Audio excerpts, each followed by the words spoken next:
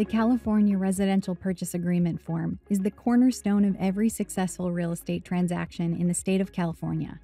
In this training video, we will review how to properly complete and use the RPA form step by step to better serve and protect yourself and your clients. This training is not intended to be a substitute for the advice of your broker, nor that of your attorney. We will cover paragraphs 8 and 9. Our instructor for this video is Kevin Burke. Let's get started. So let's talk about paragraph number 8. Note to buyer and seller. Items listed as included or excluded. So now I'm in my purchase agreement. So this is the contract between the buyer and the seller, not between the listing agent or the buyer's agent. None of that. So items listed as included or excluded in the MLS, flyers, or marketing materials are not included in the purchase price or excluded from the sale unless specified below in paragraph 8, B, or C. So here's what that says. That says, I don't care where you saw an ad, I don't care where you saw any marketing materials, and I don't care about the multiple listing service. If you saw something there, those items are not included unless you ask for them again here. All right, everybody get that? You have to ask for them again here. Okay, and that's the part that causes the rub. So buyer gets involved with, buyer buys a property and then ends up not getting what they were told they were going to get in a MLS printout that they saw, or in a flyer that they saw, or the square footage was wrong, right? Hint, hint, things like that. Okay, and so then the buyer goes after the seller. Well, this protects the seller. Okay, this is the rule that protects the seller from the buyer for marketing materials or things that you have done, that the listing agent has done. Okay, and sometimes we assume things. We assume that it's a condominium, so the HOA pays water, trash, and sewer. That is incorrect.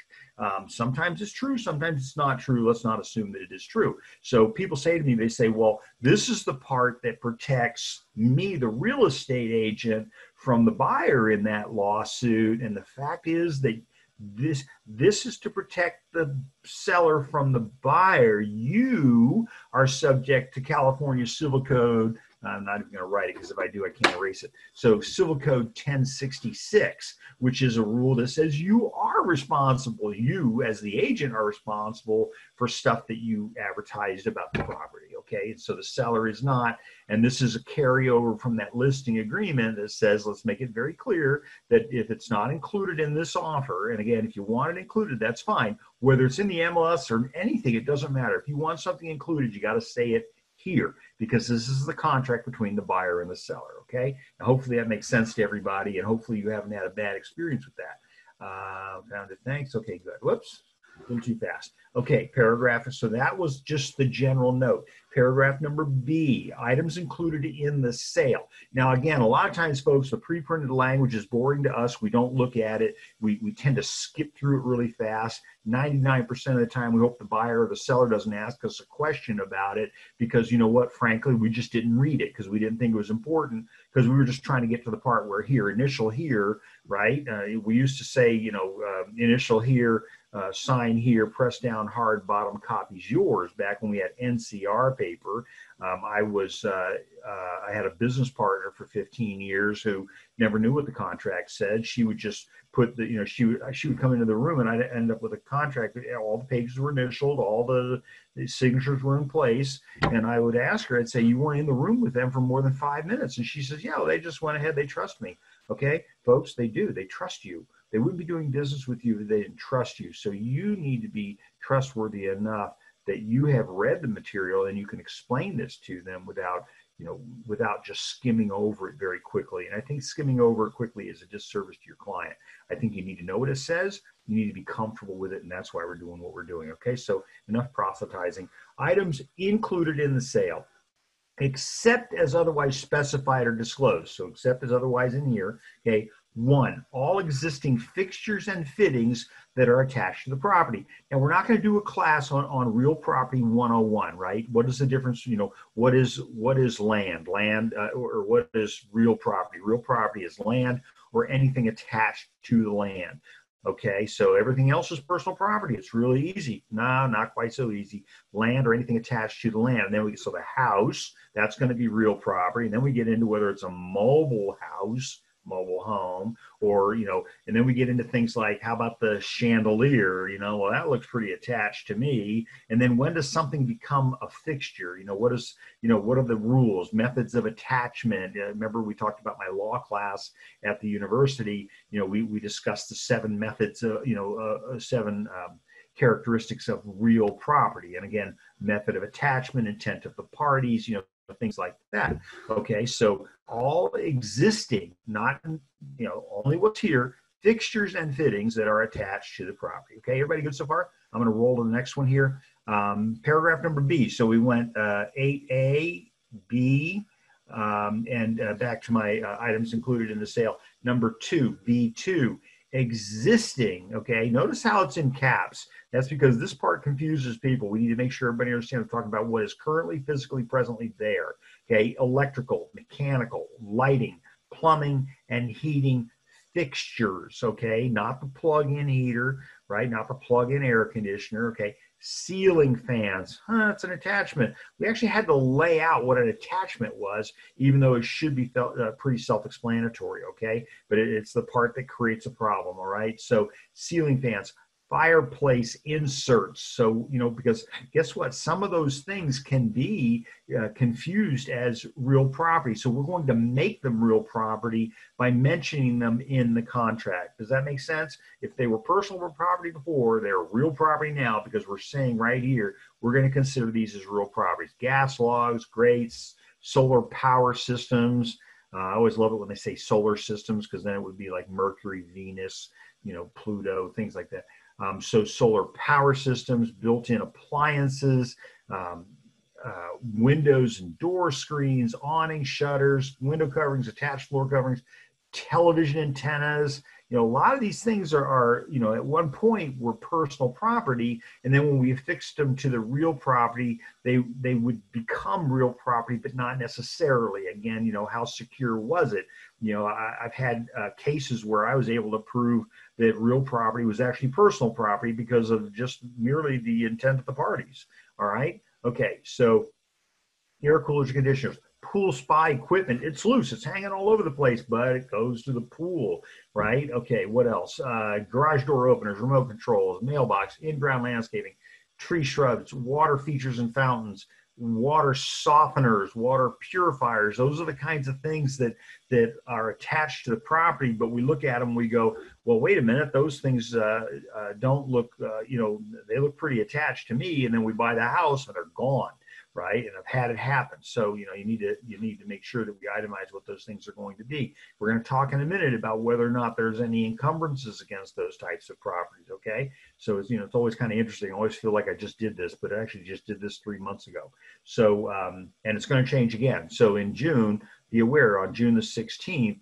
We're going to be updating the forms. So if you got my article on the new forms that are coming out, new forms, I wrote an article for SDAR and for the paper.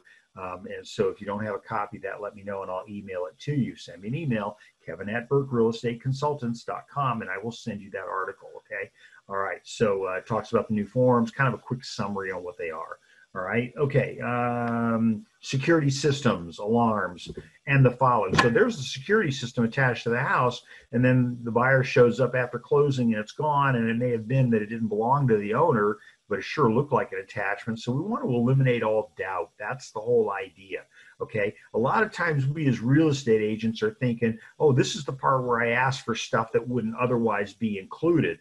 But at the same time, yeah, okay, I get that. We're going to talk about that in B3. But at the same time, it's also, we want to kind of cut that cord between whether or not something, what is questionable about it, like the chandelier. And I've talked about it before. You walk into the house, they've got this gorgeous chandelier hanging from the ceiling. And then when the closing occurs, now all of a sudden it's this Home Depot, no dispersions on Home Depot, $40 ceiling lamp. And the buyer's going, where's the chandelier? And the seller said, it's mine. It wasn't real property. It was personal property. It's been in my family for 6,000 years or something. And they're like, well, we thought it was attached to the house. And you know what? It was. So one person's thought that it's real. If there's going to be confusion, please let's put it in the contract. Okay, that's going to be important. Write it out in the contract, then you won't have to worry about whether or not there's any questions about it. Okay, so I've told you before about the closing the lawsuit that I had, where the buyer had seen the washer dryer that was being included was Maytag, and then when they closed the transaction, it was a Kenmore, and Kenmore's a pretty good washer dryer, but I don't know, we wanted the Maytag.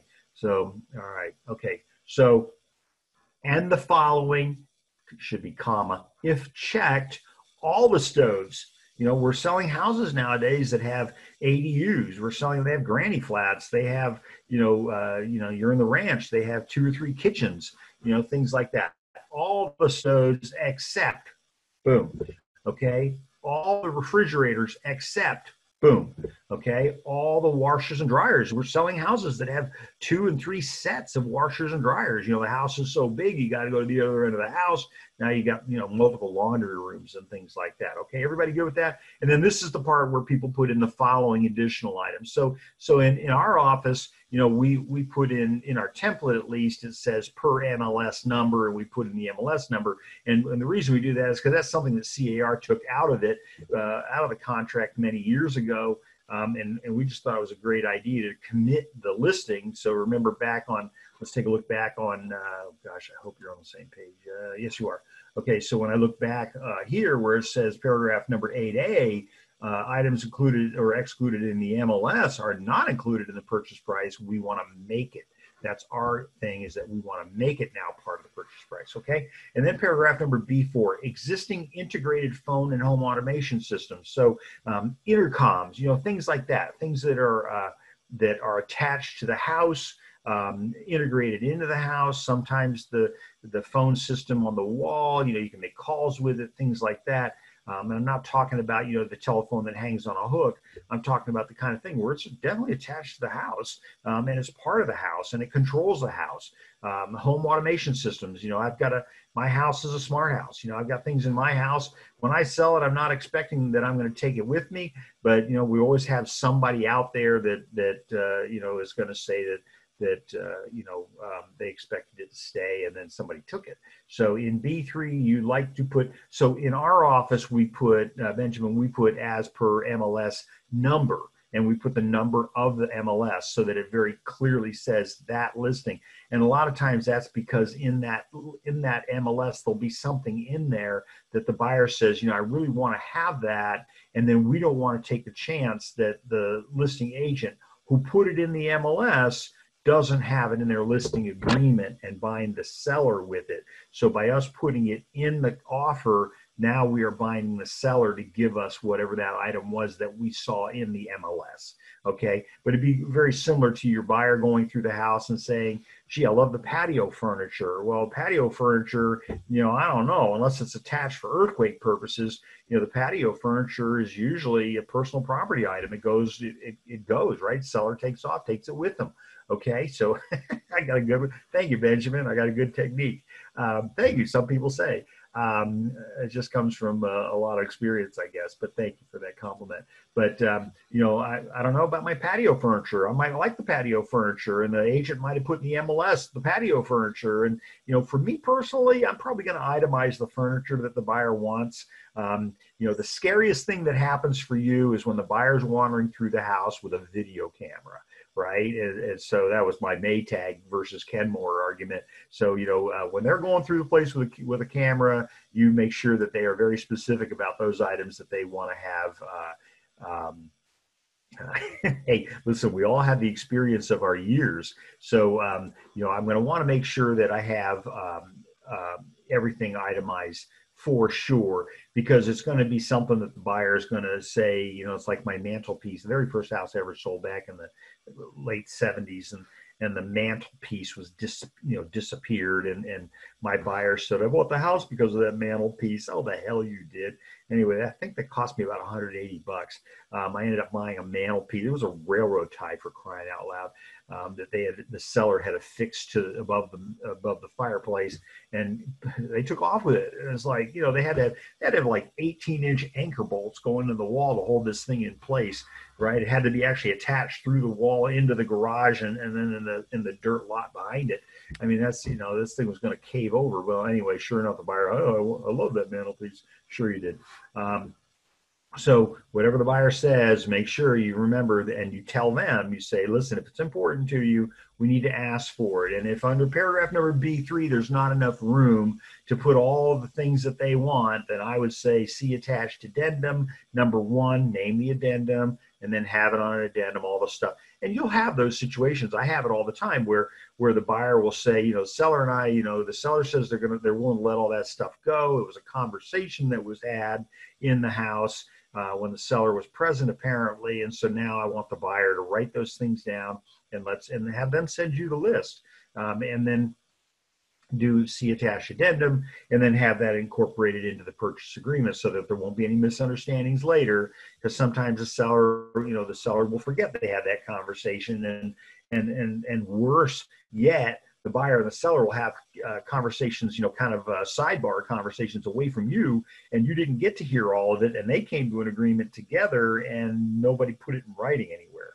Okay, so remember, your job is to sell real property, not personal property. But for some strange reason, when things go bad, it's almost, it's almost always about the personal property. Okay, so again, my home automation systems, including necessary components such as intranet and internet connected hardware and devices, control units.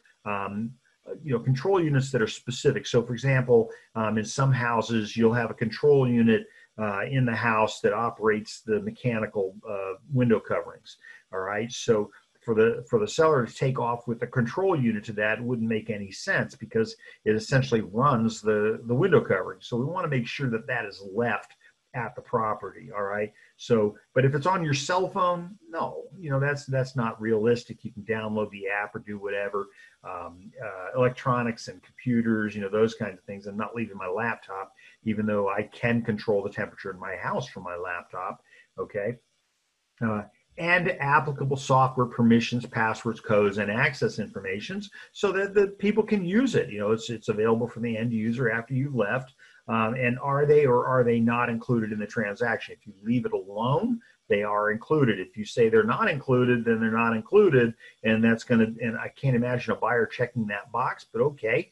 If the buyer says, I don't want it, then just say they're not included and check the box, okay? Leased or liened items and systems. And so we have to talk about the difference between something that is leased, which means you don't own it, you are making payments for a right to use something, versus something that you are leaning, and that is something that you own, but you are making payments to retain it. So at the end of the lien payments, it is yours. At the end of a lease payment, it goes back to the company. Okay, all right. So seller shall, within the time period specified in paragraph 14A, remember 14A, it's all about time. Okay, 1, disclose to the buyer if any item or system specified in 8B above us here or otherwise included in the sale is leased or not owned or specifically subject to a lien or other encumbrance. And 2, deliver to the buyer all written materials, this is important, such as the lease, the warranty, etc., concerning those items. Now, why do we want the seller to give that to the buyer? Because the buyer's ability to assume any of those leases or willingness to accept the property subject to any such lien or encumbrance is a contingency in favor of the buyer and seller as specified in paragraph 14B and C. Okay, so in other words, we need to give the buyer everything that they need to have about that product, whatever it is, and it is a contingency of the transaction for them to accept or not accept that item that is either leased or liened. And so where does that become a problem? Well, how about with the solar power systems up on the roof of the house? I mean, if it's a leased solar power system or even a lien. It's a UCC filing rather than a filing against the individual owner. It's a filing against the house. And a lot of times I remember we had a really good attorney on our risk management panel, Eric Ginder, who says his average lawsuit's about $58,000 because that's about the cost of the lease at the time that the seller goes to sell the house, and nobody bothered to tell the buyer about the fact that that solar power system that's up on the roof is not owned. I mean, it's being borrowed, or it's got payments being made on it that attach to the house, and the seller's leaving, doesn't want, I'm not going to keep making the payments, I'm not getting use out of it, it's yours, right? Well, nobody bothered to tell the buyer that, and that's what creates our problem. Okay, so just so you're aware, in full transparency, tell them everything, give them the warranty, give them the lease paperwork, give them everything that they need to know to make the decision whether or not they want it. Okay, and if they don't want it, then a good time to find out that you don't want it is before you close or before you transfer title, because it can sometimes be a significant amount of money. And if you, the real estate agent, haven't been thinking ahead and looking for these, and that's why we have these classes, you need to be looking at this. And if you haven't thought about that, I just want to make sure that you don't cough up your entire commission because we missed something like that. So whenever you go to a house and you see all that stuff up on the roof, you've got to know that the house didn't come with that, right? Usually, okay? You've got to know that you need to ask a lot of questions, okay? And that's the most important thing, okay? So seller, number 6, seller represents that all items included in the purchase price, unless otherwise specified, 1, are owned by the seller. So they either own it and shall be transferred free and clear of liens and encumbrances, except the items and systems identified pursuant to 8B5. Okay, so in other words, I own everything unless I told you about it up in because of 8B5. Okay, all right, I have to tell you. Okay, and if there's something else in there, all right, and then 2 are transferred without seller warranty regardless of value. So we used to call that transfer gratis and without warranty of condition. Gratis means free, we didn't charge you for it, and yet I'm not going to tell you whether it works or not. I would tell you, I have to tell you if it doesn't work, but I'm not going to warranty the product. Does that make sense to everybody? Okay, I'm not going to warranty the product. I have 0. Benjamin, I have the blessing of every day in real estate, I start over. Okay. So I get up every morning, and I hope you all understand the humor that I find in my business, but I get up every day. It's a new day. And I have an opportunity to make it or not make it. So for some of us, we've got less of those days than others, but I get up every single day. It's like, I wonder what today's going to look like. For me, it's an exciting thing. It's like having a puppy, right? Linda will tell you, it's like having a puppy. And I get up in the morning and I have a calendar. And if I look at my calendar and there's nothing on the calendar, I'm terrified because I'm doomed. I know it's going to be the craziest, busiest day of my life. Versus if I have a calendar, then I can say, no, I can't go do that. Sorry about that. I've got an appointment at that time. I got things to do, things like that. Okay. So keep a calendar. That's the way to do it. And schedule things. You need to have a life. Okay. All right. Thank you, Benjamin. Okay. Other questions on any of this? Yeah, I'm telling you, and I also have the benefit of learning something new every day. So all of us should be in that place. All of us should be in a place where you leave yourself open to learning new things. When you get to that point where you know everything, you are dangerous to everybody around you. Okay. And so always be willing to learn new things. Don't ever think you know everything. In our office, if you think you know everything, it's probably not going to work out. Okay, it just isn't. Okay, we don't play that game very well. Okay, so that's 8B. Let's take a look at 8C. So we're digging in here. Items excluded from the sale. So, okay, there's going to be some things that the buyer says we don't want, okay? And there's going to be some things that we need to create, this clarity as to whether or not, that they're going to be included. So unless otherwise specified, so unless there's a writing someplace, the following items are excluded from the sale. So 1, audio and video components, such as flat screen TV, speakers, and other items, if any such item is not itself attached to the property. Okay, so if it's not attached, if it's freestanding, I don't care how big it is. I got a 75-inch TV. I never thought in my life I would have a TV this big, right? I got a big TV and a small phone. Okay, so big TV in my house. You look at this thing and it looks like it should have its own zip code. It's huge. Okay, but if it's not itself attached to the property, even if a bracket or other mechanism attached to the component or item is attached to the property. So any of those components, even if they are attached, it does not make it real property, okay? The following items are excluded, right here, excluded from sale, okay? So they're such as flat screen trees, speakers, and other items, okay? If any such item is not itself attached to the property, okay? Even if a bracket or other mechanism attached to the component or item is attached to the property. Furniture and other items secured to the property for earthquake purposes. So I mentioned patio furniture before, and I've had this case where, you know, the owner of the property had secured the patio furniture to the wall for earthquake purposes. So now you attach it to the wall. Does that, again, method of attachment make it real property? It's attached to the property, and the answer is found in this paragraph, in paragraph number 8C, items that are secured to the property for earthquake purposes. Frankly, you know, if you're selling your house, you're probably ready to get new patio furniture, okay, or new earthquake furniture. Okay, and then, you know, number 3, whatever it is you want to write in there. I don't think I've ever seen anything written in there, but if you got something, let's talk about it. Okay, all right.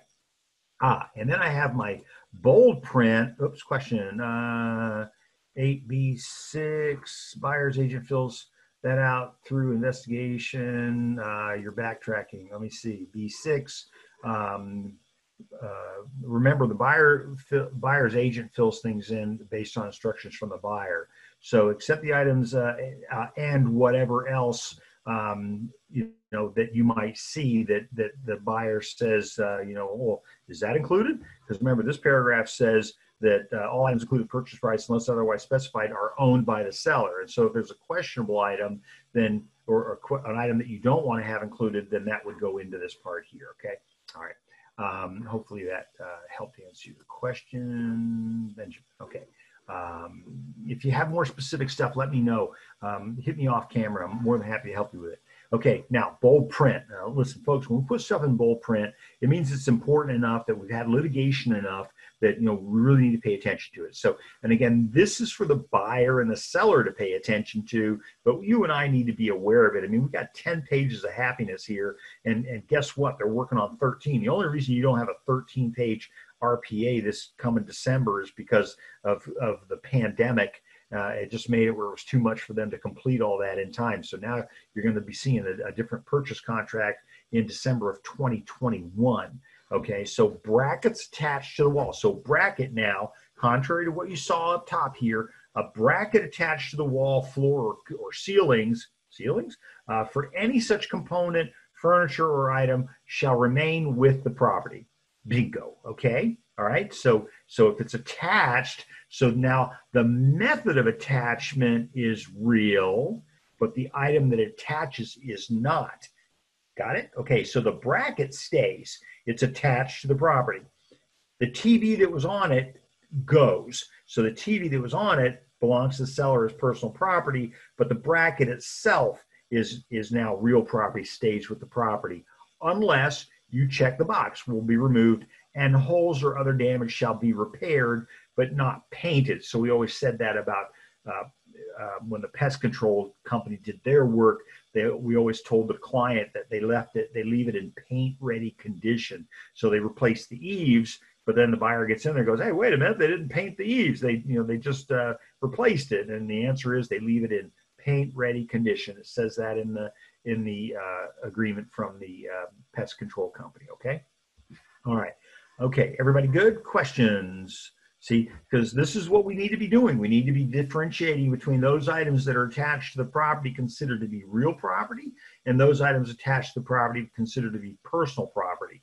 All right. Now, I have had cases where, you know, structures attached to property, and I was able to prove that, in fact, that they were structures, right, that they were actually personal property. So, you know, listen, the legal system is full of this kind of stuff. So if there's going to be a question about things, let's clear it up here. Right, the best place to clear it up. And I talk to so many veteran agents who go, don't worry about that. I don't care about that. Oh, we'll let them fight it out. It's like, listen, when they start fighting with each other, you're going to lose. Okay.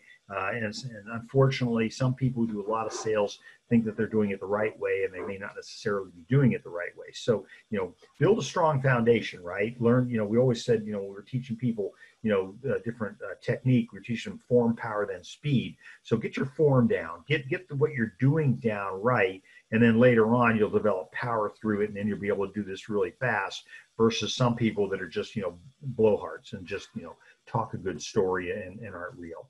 Okay, unless listed in the MLS as brackets, mount, excluded from sale, etc. Correct. So unless you, if it says in the MLS that the brackets are excluded, then you need to say it again in here. Okay, because remember it says when I go back over here, when I take a look at paragraph right here, 8A, it says items that are included or excluded in the MLS are not included in the purchase price unless specified again in 8B or C. And then you look here at 8B and C, and make sure you all can see what I'm seeing. Yep, here we go. So now when I look in here in 8B, items included, or 8C, items excluded, you need to say it again, okay? So, especially if it's a real controversial thing. So see, now you know what these paragraphs say, and you know that this can be a very confusing topic for us, for the buyer, right? The buyer's sitting there looking at the house thinking, I'm paying $4 million for this place. I kind of expect I get to keep the pool, right? And so it's things like that that creates controversy, and that's what we want to try to avoid. Good. Okay. Tracking. Good. Yeah. So make sure that if it's important to your buyer, remember it's about your buyer, and listen. So when you show the property to the buyer, and this is the part I always get a kick out of, the heavy hitting agent, right? They hire somebody to go show their buyer property. The problem is they're not there to listen to the signals that the buyer is sending. So if you're the agent working with the buyer, you should be with the buyer at the showing, because the buyer is going to send you signals. We used to call them buying signals, right? It's like when they start to move their furniture in. I mean, that's a clue that they're going to buy this house. So they say, wow, my couch would look really good over there. So we used to teach people, well, that's a buying signal, right? Or, gee, wouldn't that fireplace be nice on a, people don't say that, because they're thinking of another house. They're usually thinking about it of this house. And so that's usually a signal to you that you need to run, don't walk, get your offer put together because they're ready to buy this house. Well, if you've got somebody else showing property for you, how are you going to know what the buyer was saying? Unless your buyer's agent is really astute at that. I've known some really good buyer's agents in San Diego, by the way. Ken Kaplan, he's excellent. He listens to everything, okay? And he asks a lot of questions, and that's the secret, okay? Everybody good with C? Let's take a look at number 9. So number 9 talks about closing and possession. And that is a fun subject for me as well, because we're going to be talking about 3 different kinds of scenarios. One of them is the property that's vacant. One, the property is owner occupied. And then the other where there's a tenant in it. So let's talk about this. So first of all, paragraph number 9A talks about whether or not the buyer intends to occupy the property as their primary residence. Okay, so your principal residence, all right? So there are a lot of people that want to know the answer to that question. So first of all, who wants to know? The seller, right? The seller would like to know whether or not the buyer is going to live in the house. Hey, listen, I've had sellers say to me, I'm not selling to an investor. I don't care how much they give me for this place. I want somebody that's going to take care of it and raise their kids in their house like I raise my kids. And, I got the little violin going, and I'm thinking, oh boy. Okay, so, they have their reasons when they're selling. Remember, they're emotionally attached to that house. You want your buyer to be emotionally attached to the house, right? But the seller is emotionally attached to the house. And so sellers have a lot of times, they're really particular about, whether or not the buyer is going to love the house the way that they have for the last 40 years. Okay, I bought a house. The same guy owned it for since 1985. So what's that? 35 years. You know what? He loved the house. And then I came in, the guy goes, man, you're going to love this house as much as I do, aren't you? I'll love this house, right? So I bought a house, and so, I still have that house today. Okay. All right. So, but who else? Who else? The lender.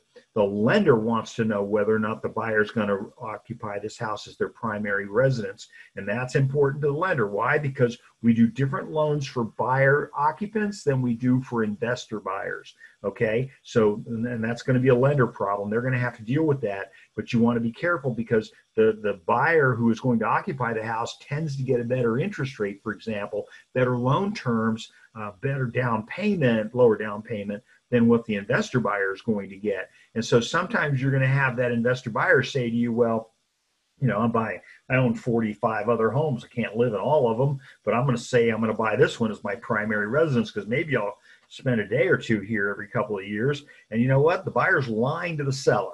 So now we've got a buyer lying to the seller. Do you want to be involved in that lie? And so I'm going to tell people, I'm going to say, hey, listen, whatever you're going to do with the place, you just tell me what you're going to do with what you want me to tell them. But if you're going to tell me something that contradicts that, then I don't want to know, for one thing. But at the same time, if you tell me you want me to tell them you're going to live in it, but you're not going to, I'm not going to be a co-conspirator of yours. I'm not going to lie to them on your behalf. I'm not going to lie to anybody on anybody's behalf, right?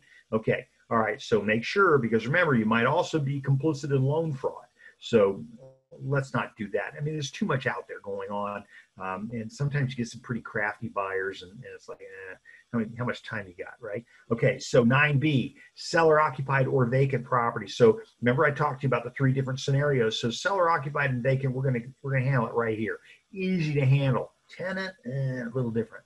Okay, so seller occupied or vacant, possession shall be delivered to the buyer at, and then all this stuff after that was all because, we can't make our minds up, in our contracts. We write contracts that say one thing, and CAR watches the way we write contracts, and they say, wow, we're seeing a lot of them that say, at 6 p.m. On the date of close of escrow. And so they put it in there as the hard language, which you can change by putting in the numbers, checking the boxes, change those things, okay? I always put in upon recordation. I don't know why they do it this way, but essentially the way I do it, upon recordation, means that the property, the keys go to the buyer the minute the seller no longer owns it. And so that's upon recordation. But of course, sometimes, that it gets recorded at 10 in the morning. We don't find about it until 1 in the afternoon and stuff like that. So they want to give everybody time to move out. Okay. That kind of thing. Or no later than a certain number of days after close of escrow. And that's going to be my SIP. And we're going to cover that in a minute. But please don't write that in a counteroffer that says COE +3. And I see it a lot from people who've been around a while, and maybe it worked for them on a couple of transactions. But you know what? We got more lawyers today, and I can tell you that I want to be very clear about what it means. So I wouldn't just put this in here without also including the seller in possession form, okay? It's going to essentially be a license, all right? So no longer than a certain calendar days after close of escrow. So if the plan is for the seller to stay in the property after closing, make sure everybody knows about that. Remember, the lender's going to want to know about that too, okay? And if it says 60 days, the lender's thinking that maybe we're doing a non-owner loan, because the seller is essentially going to become a tenant after that, right? So, okay, and then that's what we do in there, all right? Any questions about any of that? Because I'm going to blow this up for you pretty good here in a second, okay? All right, so let's take a look at 9C. Wow, what happens if the seller stays in possession after closing? All right, if the seller has the right to remain in possession, again, the license to stay in possession, number 1, parties are advised to sign a separate occupancy agreement, such as CAR form SIP, seller in possession. Listen, I like the form. It's like a little mini lease, okay? And it works really well on occupancy less than 30 days. And part of the reason behind that is that the laws regarding tenancy less than 30 days, there just really aren't many of them. It becomes innkeeper liability or host liability. And so we needed to create a form so that we have a contractual relationship and we're not working on common law. We're not hoping that common law will take care of it. We want to create a contract between the parties. Then that way, that's something that we can enforce. So you better have it in writing, because there's a lot of things that can go wrong, right? Seller stays in property records, it now belongs to the buyer.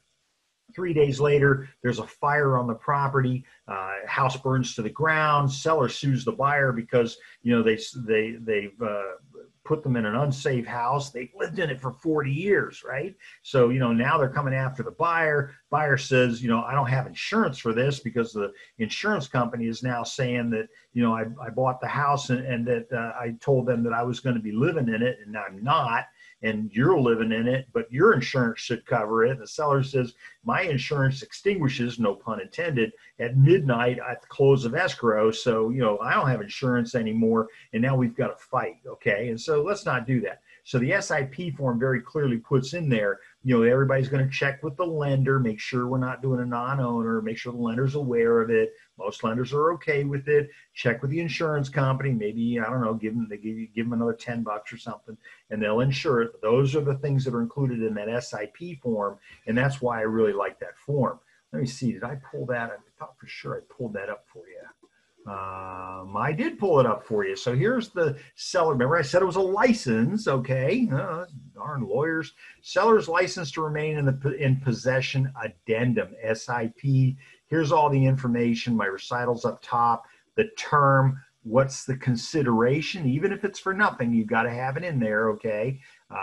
The seller's obligation for the condition of the property, who pays utilities, what entry looks like, no assignment or subletting. We have that by virtue in all of our contracts.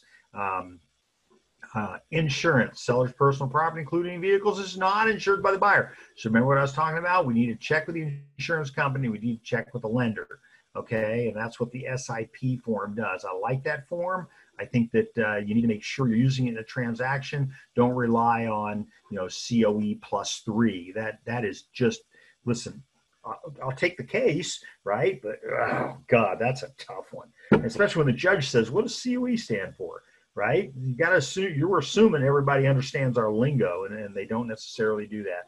Okay, so again, my SIP for stuff less than 30 days, my RLAS for seller continued occupancy of 30 days or more. Continued occupancy means they didn't leave and come back.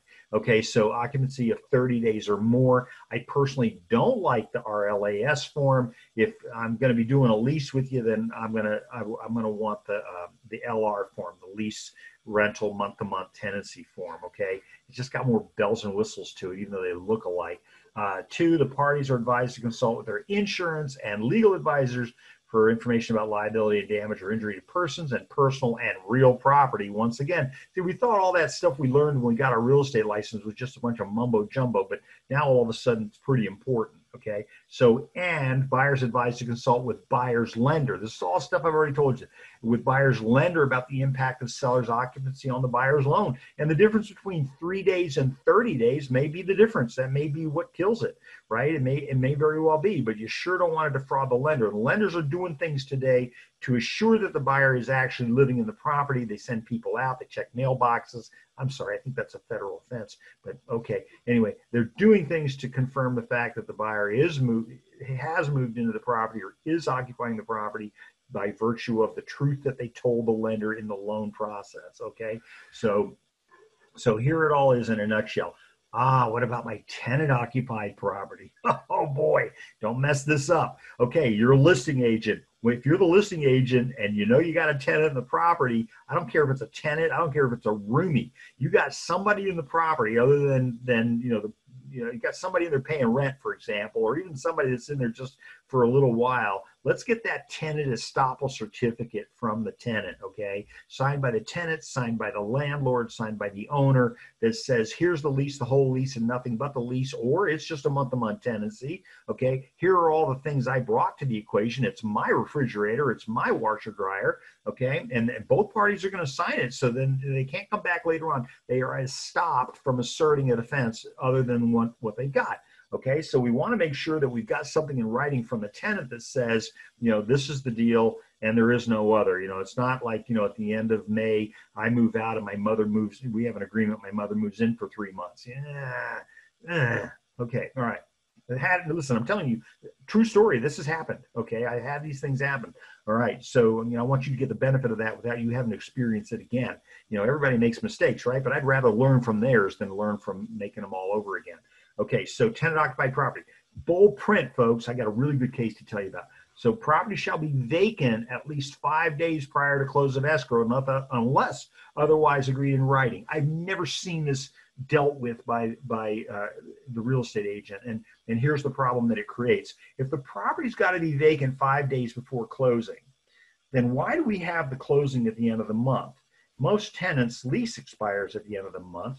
So by definition, we've already blown it. That 5 days means now it's got to go another 5 days. Follow me? Okay, so if you're going to close your escrow on the 31st of May, okay, which is I wouldn't do that right now, right? Because 31st of May is on a Sunday, okay, which means it'll be Tuesday, okay? So if your closing's on the 31st of May and the tenant's planning on moving out on the 31st of May, you don't have the 5 days. So by contract, the seller has agreed to deliver to the property to the buyer vacant 5 days before closing. And that's what this means, okay? Unless otherwise agreed in writing. And I have never seen anything in writing from anybody that changes that. I had a really good lawsuit where, and actually never developed into a lawsuit, unfortunately it cost the agent all their money. So what happened was, and this is 15 years ago, so, and it happens every day, okay? So agent takes a listing, agent, the buyer comes in, with another agent, they go under contract, transaction's getting ready to close, let's just use the 31st of May as an example.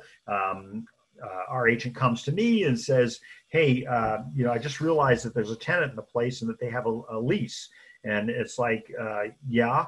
And I said, well, the lease doesn't expire for 3 more months. Okay, so now we remember from Real Estate 101 that the tenant has the right of use and possession of the property independent of a sale. Okay, so that means that the tenant's lease is stronger than the buyer's purchase contract, which means that the buyer's going to have to wait for 3 months unless you can work something with a tenant. You should have figured this out when you took the listing. You should have figured this out long before and told everybody that this was going to be a problem. And you know what?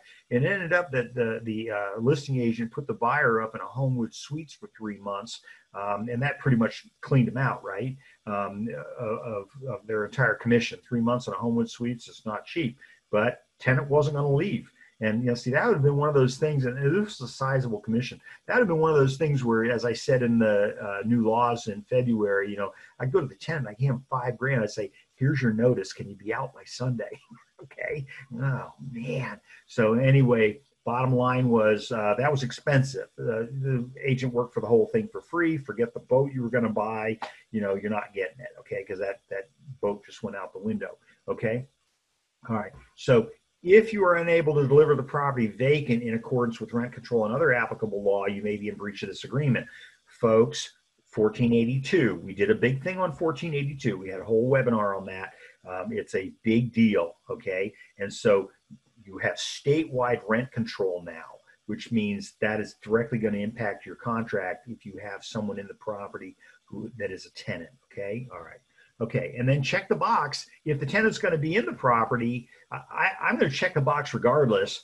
Tenant remaining in possession, the TIP form, because it calls out, the TIP form calls out the tenant estoppel certificate and says that the seller will give, a tenant estoppel certificate. So now the buyer can look at it and go, wait a minute, you told me that I'm buying this house and this tenant's lease is going to go up until the 31st.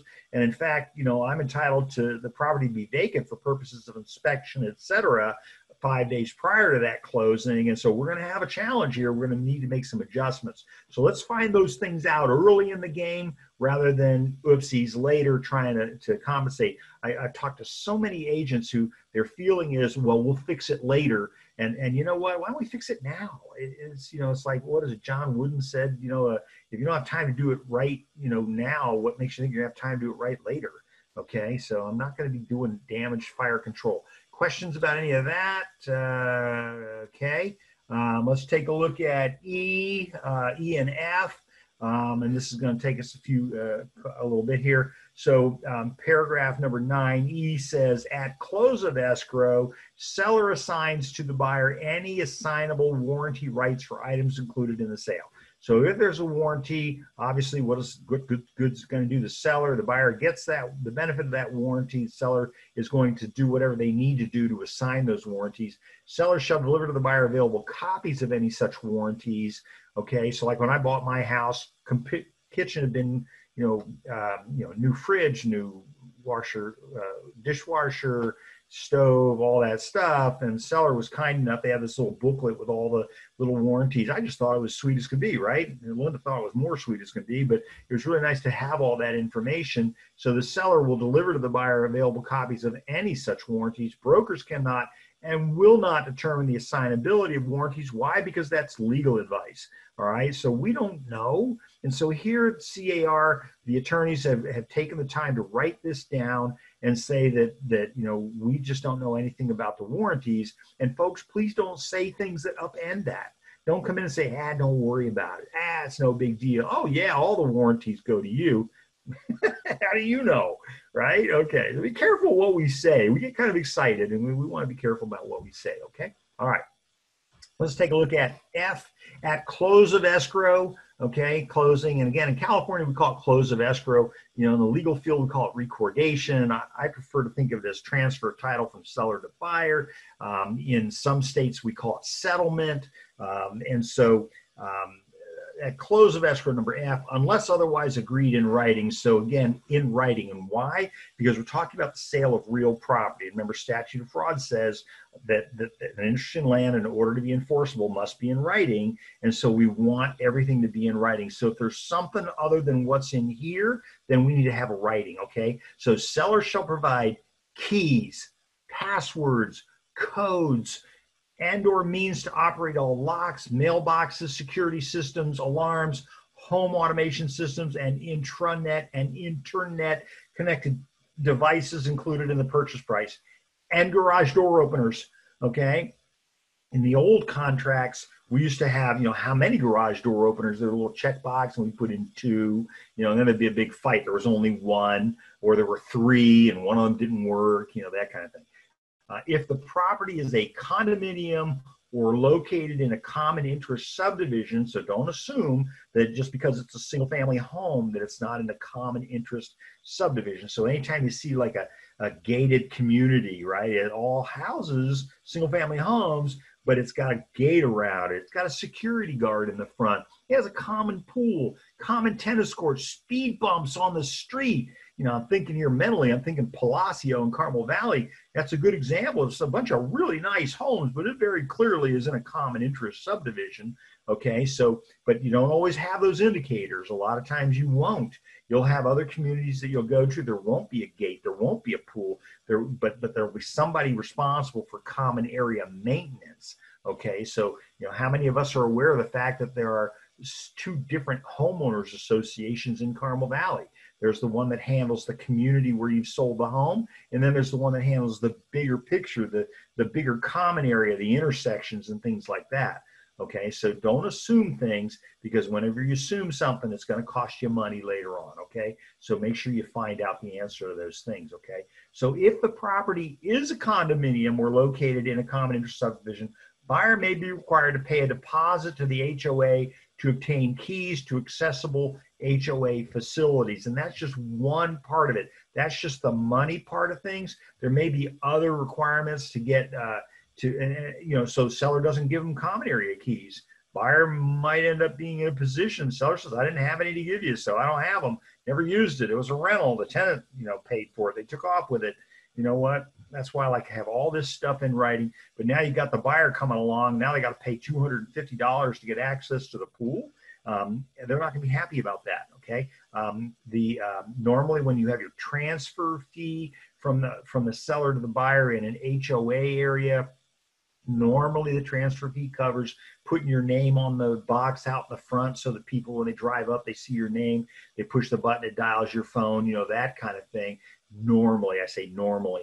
But, you know, if there's going to be any additional fees, we probably should let the buyer know about those things up front. Seller usually just says, you know, I'm just nuts. I just got to pay whatever I got to pay. But then they're resistant when it comes to paying something that, you know, I'm not going to get the benefit of that. The buyer's going to get the benefit of that. So we have problems that way. Okay. But the most important thing I'm going to tell you out of paragraph number 9 is going to be my, you know, who's in the place. And if the tenant is in the place, I want you to take special note of 9D, because that is a doozy. All right. So again, my non-legal advice, if you are a listing agent on a property and there's a tenant in it, or the seller is not in it, that's a clue. Is there a tenant in it? Is there a tenant in it? Let's get that tenant estoppel certificate. Let's get my TIP form signed by all the parties. Let's get that, and that calls in the contract, calls into this contract, the tenant estoppel certificate, and that's just, it's called the TEC form, and that's just the form that the tenant signs that this is the lease, the whole lease, and nothing but the lease. But it will save you dividends forever, especially during 1482. You've got to understand the state law now has 1482. Tenants got rights to stay in a property, And you know what? They may supersede the right that the buyer has in taking possession of the property. Thank you all again for being here. I wish you the very best. Need more help? Contact SDAR Member Services at 858-715-8040 or membership@sdar.com.